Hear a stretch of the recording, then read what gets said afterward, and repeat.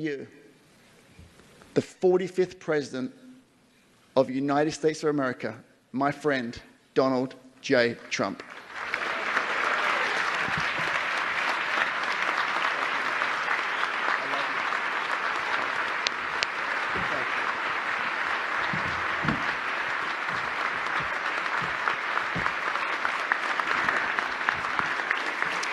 Thank you, Mark.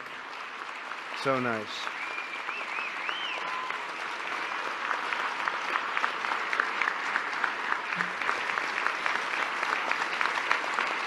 Thank you very much. Thank you.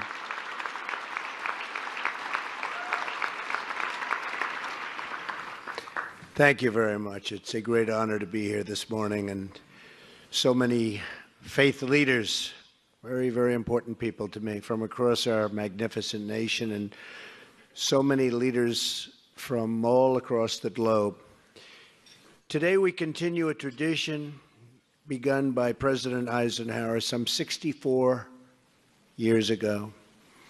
This gathering is a testament to the power of faith and is one of the great customs of our nation. And I hope to be here 7 more times with you.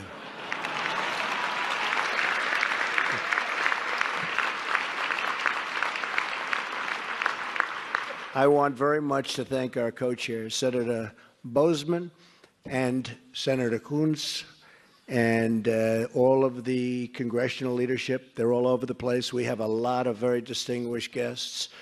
And we have one guest who was just sworn in last night, Rex Tillerson, Secretary of State. Going to do a great job. Some people didn't like Rex because he actually got along with leaders of the world. I said, no, you have to understand, that's a good thing. That's a good thing, not a bad thing. He's respected all over the world, and I think he's going to go down as one of our great, great secretaries. We appreciate it. Thank you. Thank you, Rex. Thank you as well to Senate Chaplain Barry Black for his moving words. And I don't know, Chaplain, whether or not that's an appointed position. Is that an appointed position? I don't even know if you're a Democrat or if you're a Republican, but I'm appointing you for another year. The hell with it. And I think it's not even my appointment. It's the Senate's appointment, but we'll talk to them. Your son is here. Your job is very, very secure, okay? Thank you, Barry. Appreciate it very much. I also want to thank my great friends, though. Roma. Where's Roma? Beautiful Roma Downey. The voice of an angel. She's got the voice. Every time I hear that voice is so beautiful. That everything is so beautiful about Roma, including her husband, because he's a special, special friend, Mark Burnett, for the wonderful introduction. So true. So true. I said to the agent, I'm sorry. The only thing wrong, I actually got on the phone, fired him myself, because he said, you don't want to do it, it'll never work, it'll never, ever work, you don't want to do it. I said, listen. But I really fired him after it became the #1 show. It became so successful. And he wanted a commission, and he didn't want to do the show. That's when I really said. But we had tremendous success on The Apprentice. And when I ran for president, I had to leave the show. That's when I knew for sure I was doing it. And they hired a big, big movie star, Arnold Schwarzenegger, to take my place. And we know how that turned out. The ratings went right down the tubes. It's been a total disaster. And Mark will never, ever bet against Trump again. And I want to just pray for Arnold, if we can, for those ratings, okay? But we've had an amazing life together the last 14, 15 years, and an outstanding man, and thank you very much for introducing me. Appreciate it. It's a great honor. I also want to thank my dear friend, Vice President Mike Pence, who has been incredible. And incredible wife, Karen. And every time I was in a little trouble with something, where they were questioning me, they'd say, but he picked Mike Pence. So he has to know what he's doing. And it's true. He's been, you know, on the scale of 0 to 10, I rate him a 12, okay? So I want to thank you. Thank you very much. Appreciate it. But most importantly today, I want to thank the American people. Your faith and prayers have sustained me and inspired me through some very, very tough times. All around America, I have met amazing people whose words of worship and encouragement have been a constant source of strength. What I hear most often as I travel the country are 5 words that never, ever fail to touch my heart. That's, I am praying for you. I hear it so often. I am praying for you, Mr. President. No one has inspired me more in my travels than the families of the United States military. Men and women who have put their lives on the line every day for their country and their countrymen. I just came back yesterday from Dover Air Force Base to join the family of Chief William Ryan Owens as America's fallen hero was returned home. Very, very sad, but very, very beautiful. Very, very beautiful. His family was there. Incredible family, loved him so much, so devastated. He was so devastated. But the ceremony was amazing. He died in defense of our nation. He gave his life in defense of our people. Our debt to him and our debt to his family is eternal and everlasting. Greater love hath no man than this, that a man lay down his life for his friends. We will never forget the men and women who wear the uniform. Believe me.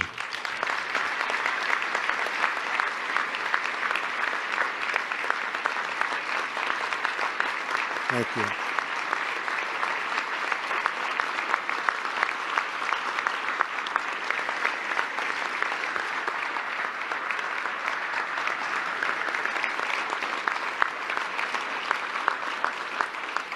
From generation to generation, their vigilance has kept our liberty alive.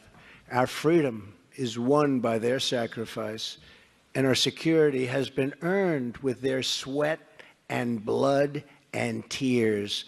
God has blessed this land to give us such incredible heroes and patriots. They are very, very special, and we are going to take care of them.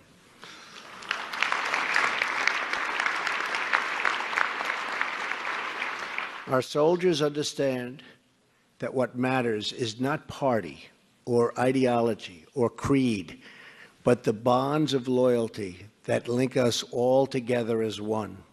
America is a nation of believers. In towns all across our land, it's plain to see what we easily forget. So easily we forget this, that the quality of our lives is not defined by our material success, but by our spiritual success. I will tell you that, and I tell you that from somebody that has had material success and knows tremendous numbers of people with great material success, the most material success. Many of those people are very, very miserable, unhappy people. And I know a lot of people without that, but they have great families, they have great faith, they don't have money, at least not nearly to the extent, and they're happy. Those, to me, are the successful people, I have to tell you.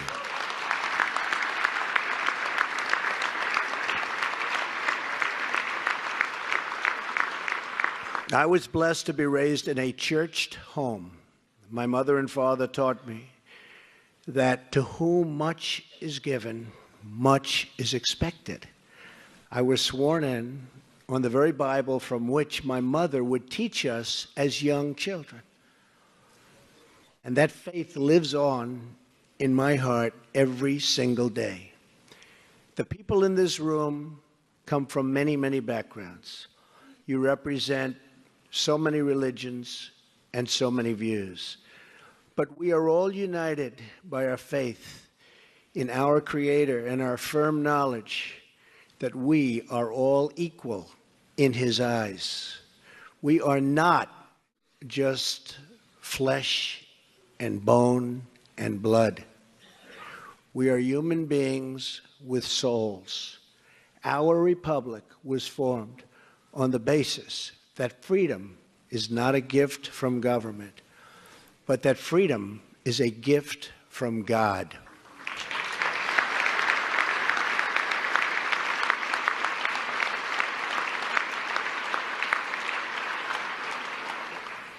It was the great Thomas Jefferson who said, "The God who gave us life gave us liberty." Jefferson asked, can the liberties of a nation be secure when we have removed a conviction that these liberties are the gift of God? Among those freedoms is the right to worship according to our own beliefs. That is why I will get rid of and totally destroy the Johnson Amendment and allow our representatives of faith to speak freely and without fear of retribution. I will do that, remember.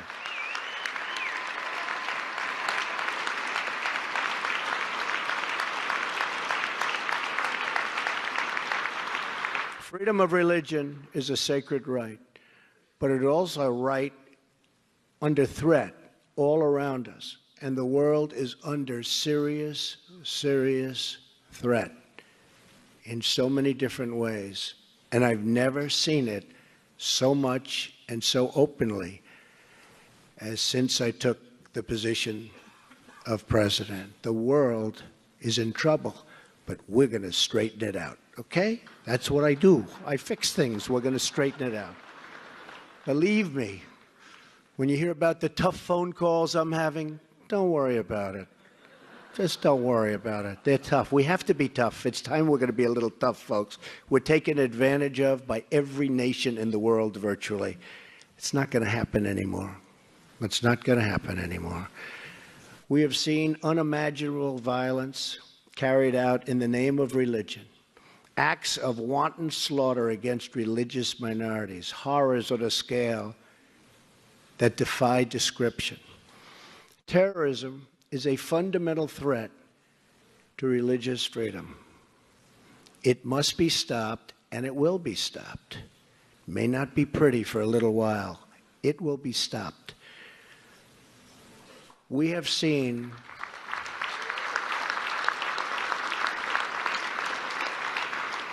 and by the way, General, as you know, James Mad Dog, shouldn't say it in this room, Mattis. Now, there's a reason they call him Mad Dog Mattis. Never lost a battle, always wins them, and always wins them fast.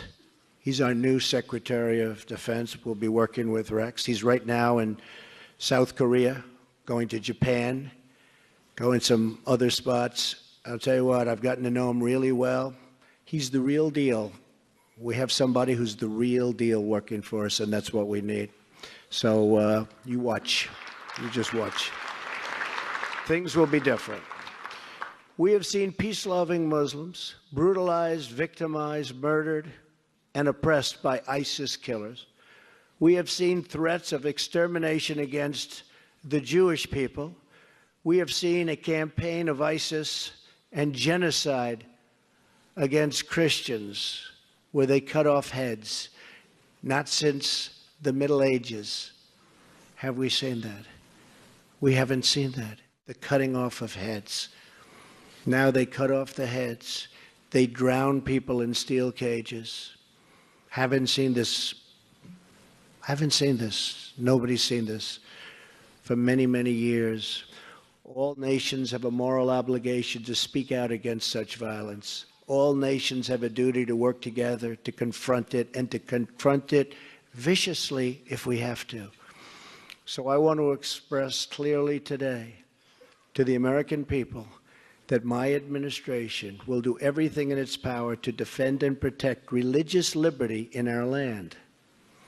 America must forever remain a tolerant society where all faiths are respected and where all of our citizens can feel safe and secure. We have to feel safe and secure.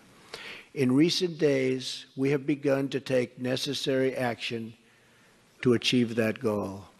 Our nation has the most generous immigration system in the world. But these are those, and there are those, that would exploit that generosity to undermine the values that we hold so dear. We need security. There are those who would seek to enter our country for the purpose of spreading violence or oppressing other people based upon their faith or their lifestyle. Not right. We will not allow a beachhead of intolerance to spread in our nation. You look all over the world and you see what's happening. So in the coming days, we will develop a system to help ensure that those admitted into our country fully embrace our values of religious and personal liberty, and that they reject any form of oppression and discrimination. We want people to come into our nation, but we want people to love us and to love our values, not to hate us and to hate our values. We will be a safe country, we will be a free country, and we will be a country where all citizens can practice their beliefs without fear of hostility or fear of violence. America will flourish as long as our liberty, and in particular, our religious liberty, is allowed to flourish.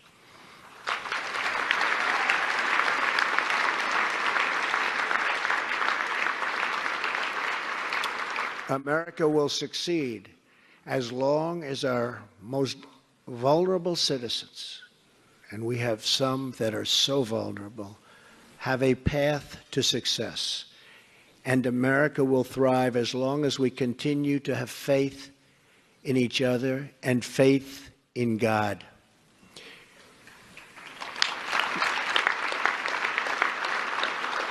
That faith in God has inspired men and women to sacrifice for the needy, to deploy to wars overseas, and to lock arms at home to ensure equal rights for every man, woman, and child in our land. It's that faith that sent the pilgrims across the oceans, the pioneers across the plains, and the young people all across America to chase their dreams. They are chasing their dreams. We are going to bring those dreams back. As long as we have God, we are never, ever alone. Whether it's the soldier on the night watch or the single parent on the night shift, God will always give us solace and strength and comfort we need to carry on and to keep carrying on. For us here in Washington, we must never, ever stop asking God for the wisdom to serve the public according to His will. That's why, thank you. That's why President Eisenhower and Senator Carlson had the wisdom to gather together 64 years ago to begin this truly great tradition. But that's not all they did together. Let me tell you the rest of the story. Just 1 year later, Senator Carlson was among the members of Congress to send to the President's desk a joint resolution that added "under God" to our Pledge of Allegiance. It's a great thing.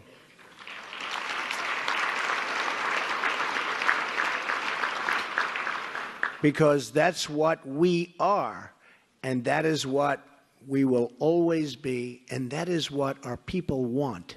One beautiful nation under God. Thank you, God bless you, and God bless America. Thank you very much. Thank you. Thank you.